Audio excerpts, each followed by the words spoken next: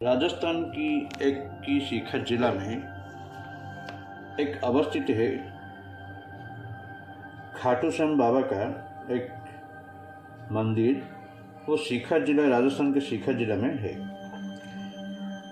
खाटू श्याम बाबा को श्री कृष्ण जी का अवतार भी माना जाता है। वहाँ पर बहुत सारे भक्तों का लगी रहता है और वहाँ पर देश के हर जगह से बहुत भक्त इधर आते हैं। यहाँ भी खाटू श्याम जी को पूजा करा जाता है। ज़्यादा से ज़्यादा होली के पर्व से पहले, कुछ दिन पहले, ये यहाँ पर एक मेला भी लगी रहता है खाटू श्याम बाबा की। खाटू श्याम बाबा की कहानी जो है ये आप महाभारत से शुरू होता है। खाटू श्याम बाबा जिसको बोल रहे हैं उसका नाम था बर्बरी।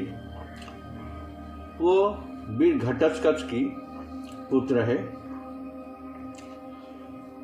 ये बहुत वीरशाली था और वो भी उनकी माता से युद्ध विद्या से शिक्षा प्राप्त किया था। एक दिन बर्बरी माता देवी का ध्यान में चला गया है।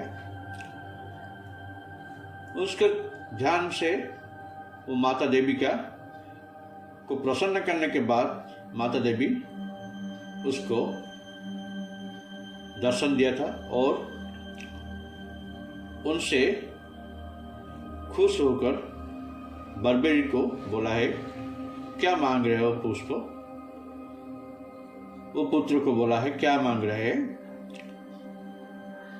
वो बर्बरी उनसे बोला कि माता, आपसे मुझे कुछ नहीं जरूरी है, आपका दर्शन हो गया है, मैं अति संतुष्ट हूँ। फिर भी माता ने बोला है, कुछ भी मांगो।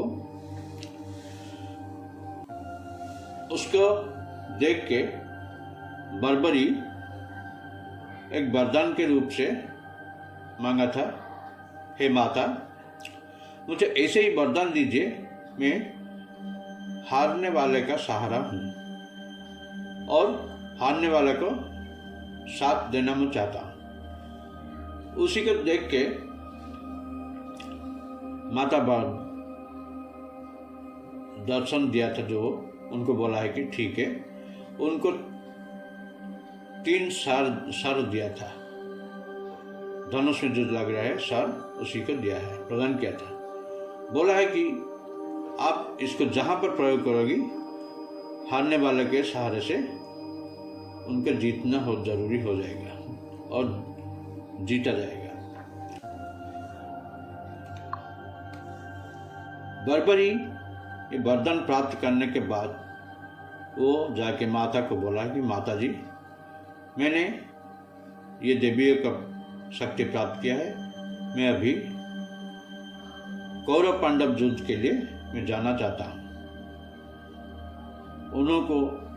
उनकी माता बोला है कि बेटे, आपने बहुत शक्तिशाली हो, बलवान हो, आप जा सकते हो, फिर भी आप हारने वाले का सहारा जरूर देना चाहिए।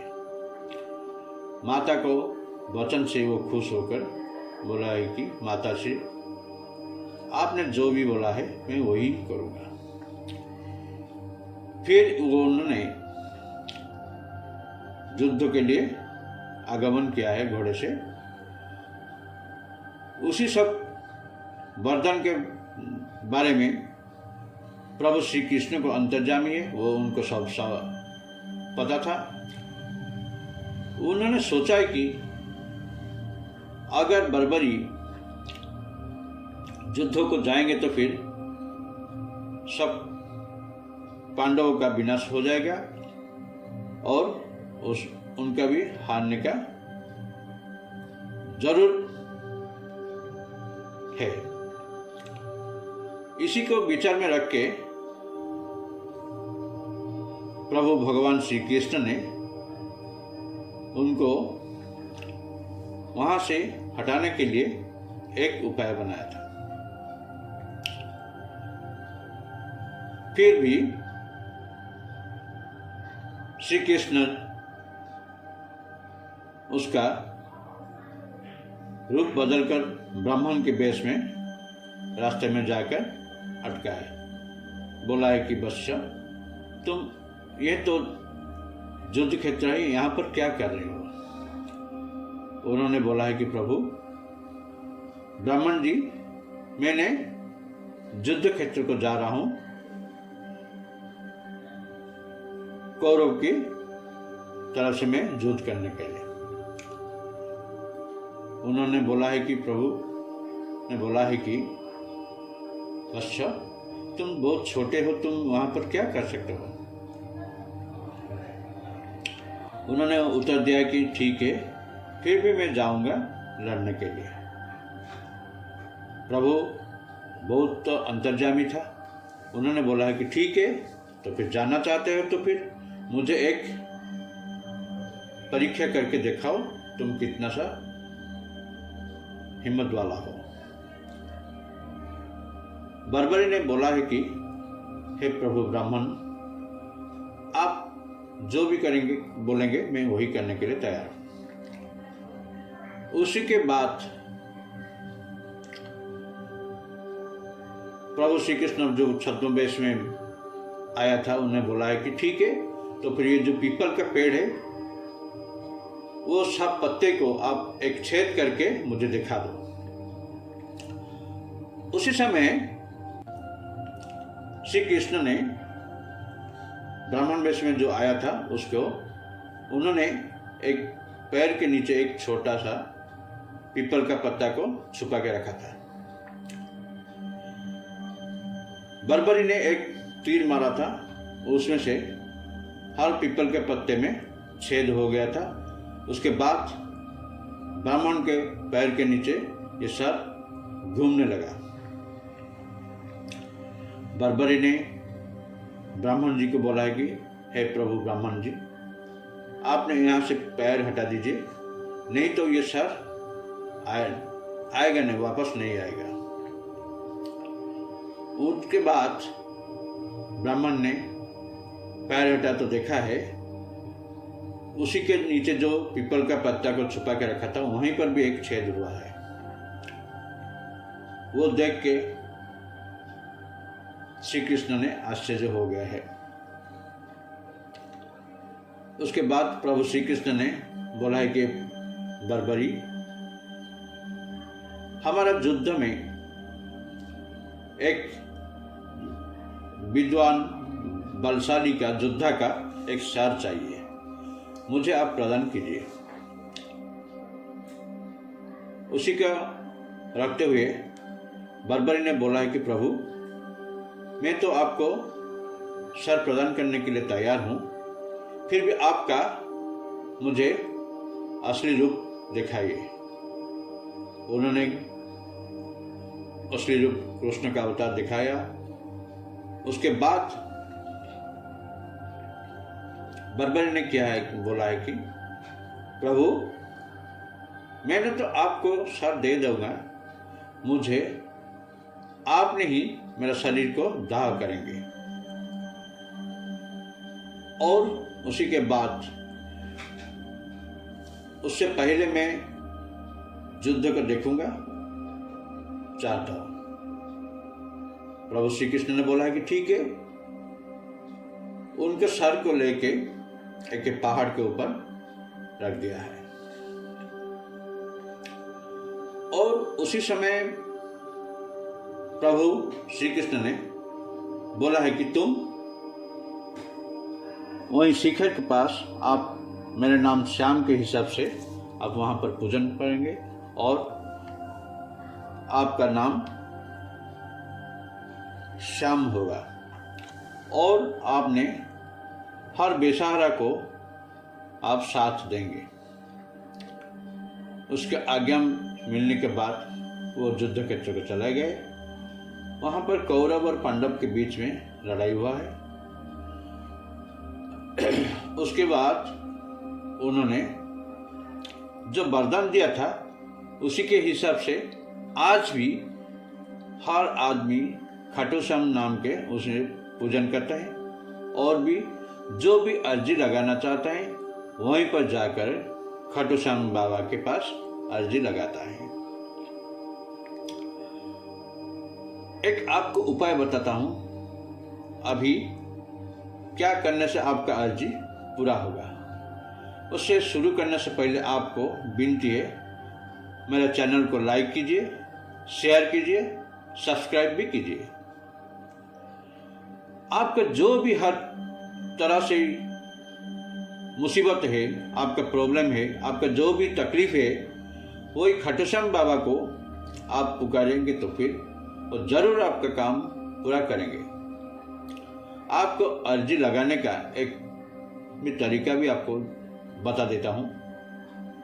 बहुत सारे तरीका भी है, आज हम आपको एक ही तरीका बताऊंगा, क्योंकि ये सब तरीका आपको उपाय बताऊंगा तो फिर ये वीडियो बहुत लंबा हो जाएगा। हर चीज का, हर आदमी का कुछ ना कुछ मुसीबत होता है। फिर आप क्या करेंगे, एक नारियल ले आइए, सूखा वाला नारियल ले आइए। आपको पहले बता देता हूँ क्या क्या चीज लाना पड़ेगा। एक सूखा वाला नारियल ले आइए, और एक कलावा ले आइए, और लाल रंग का एक पेन खरीद के लाना है। जो भी जहाँ से दुकान से खरीद के लाएंगे वहाँ से मत खोलिए कि उसको कुछ भी लिखने का कोशिश मत कीजिए, उसको ऐसे ही खरीद के ले आएंगे। और एक वाइट पेपर ले आइए, सफ़ेद वाला पेपर ले आइए। आने के बाद आपने उसमें से खाटू श्याम बाबा का नाम पहले लिखिए और जय बजरंगबली लिखिए। उसके बाद आपका जो भी असुविधा है, मनोकामना है, वहीं पर लिखना शुरू कीजिए। और दूसरी चीज़ आपको बोल रहा हूँ, कभी भी जो भी लिखेंगे आपने उसमें कटाएंगे नहीं। एक ही लाइन में जो भी लाइन में लिखेंगे तो लिख सकते हैं, मतलब कुछ भी लाइन को कटाना नहीं चाहिए। और जहाँ भी लिखेंगे, जो भी लिखेंगे, पॉजिटिव से लिखिए, नेगेटिव नहीं का लिखा नहीं होगा। एक उदाहरण की तरफ से आपको बोल देता हूँ, हे बाबा, मेरा पढ़ाई में, एग्जाम में मुझे पास करवा दीजिए। और एक भी बोल रहा हूँ, एक ही चीज, हे प्रभु खाटू श्याम बाबा, मेरा जो भी कर्ज है मुझे मुक्ति दिला दीजिए। नहीं का मतलब कहीं पर लिखना नहीं चाहिए। उसी के बाद और 11 रुपया आपके हिसाब से, 11 रुपया, 51 रुपया, 21 रुपया, 101 रुपया, जो भी आपके हिम्मत है, जो भी दे सकते हैं आप, उसी हिसाब से आप इसमें लाएंगे। नारियल लिखने के बाद उस कागज को थोड़ा सा फोल्ड कर दीजिए, नारियल के ऊपर के रखेंगे, उसके ऊपर आपको दक्षिणा और वो जो लाल पेन में लिखा था उसको भी रख के सबको एक कलावा से बांध लीजिए।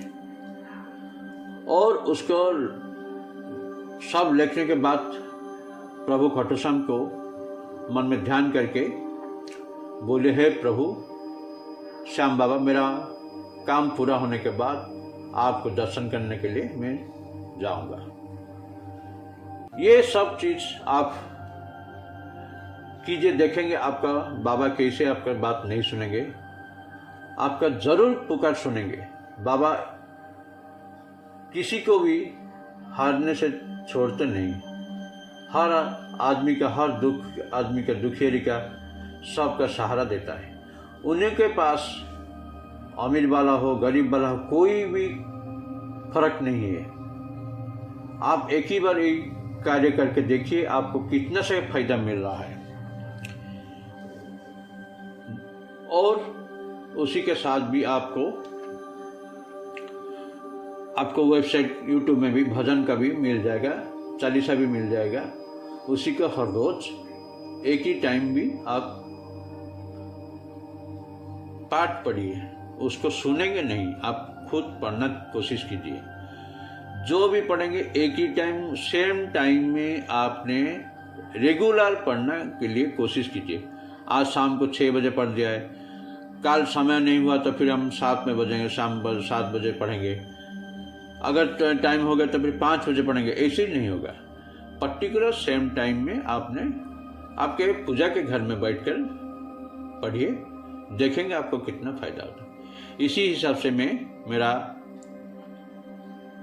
उपाय को आपको विराम दे रहा हूँ और एक बार बोल रहा हूँ, मेरे चैनल को मेक योर लाइफ बेटर को लाइक कीजिए, शेयर कीजिए, सब्सक्राइब कीजिए। धन्यवाद।